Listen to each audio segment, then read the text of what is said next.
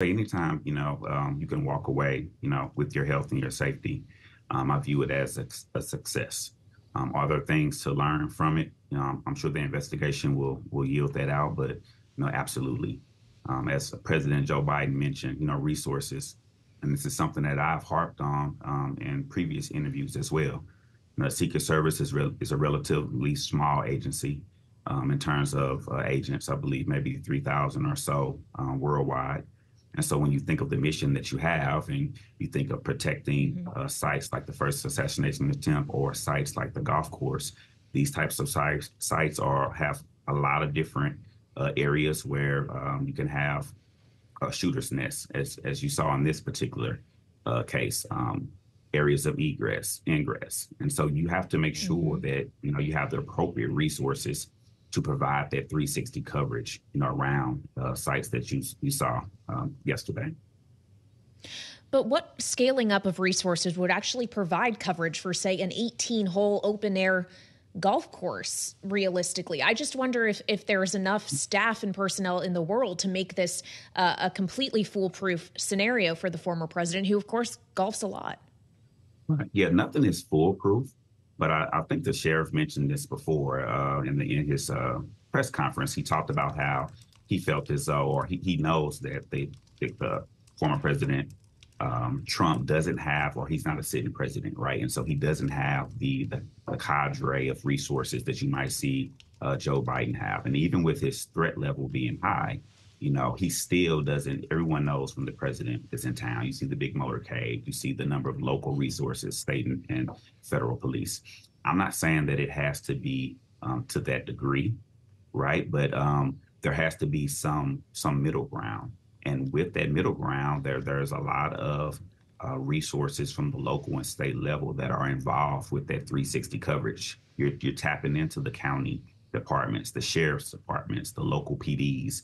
You're asking for marked units to be at different areas so you can kind of deter someone who could possibly hide in the bushes. But that takes a lot of resources. It takes a lot of financial responsibility, and it takes a lot of planning logistically.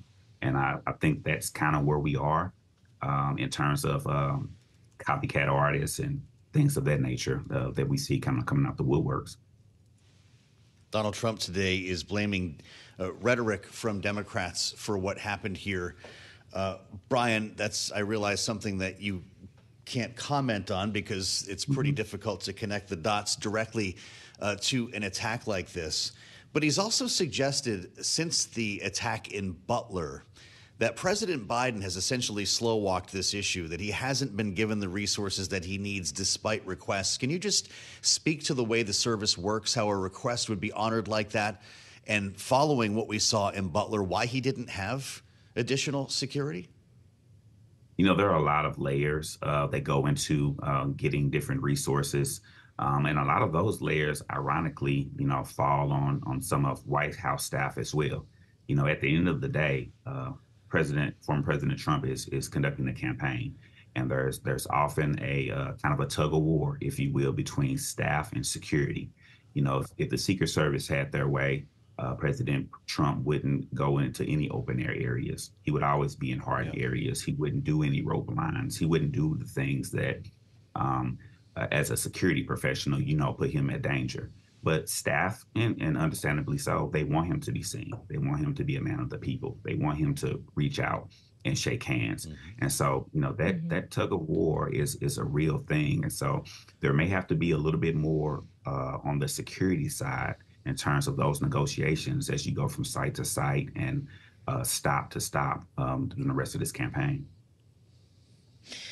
Well, Brian, it's not just the slow walking allegations that Donald Trump is making about President Biden, but also rhetoric that he says both President Biden and Vice President Kamala Harris have been using, that he said this particular would-be shooter believed, and that this is the reason for the attempts on his life, especially given your focus now on cybersecurity. To what extent should we be factoring rhetoric into this and the kind of theories that can be propagated online through social media, and how hard that could be if you're the Secret Service or another charged with protecting a candidate or former president to filter through when there's so much of it out there?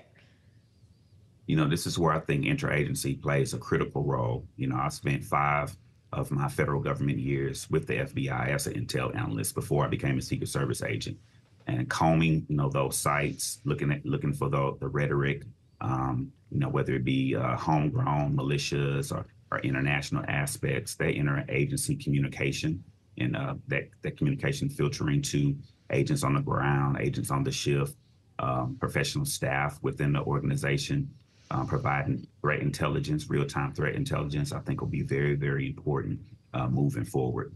In terms of, conjecture or the walking the back of whether or not, President Biden is offering those resources, I think the service is focused, and rightly so, on the facts at hand, and hopefully the different layers of government, hopefully they can get through some of this red tape and provide those agents on the ground with what they need.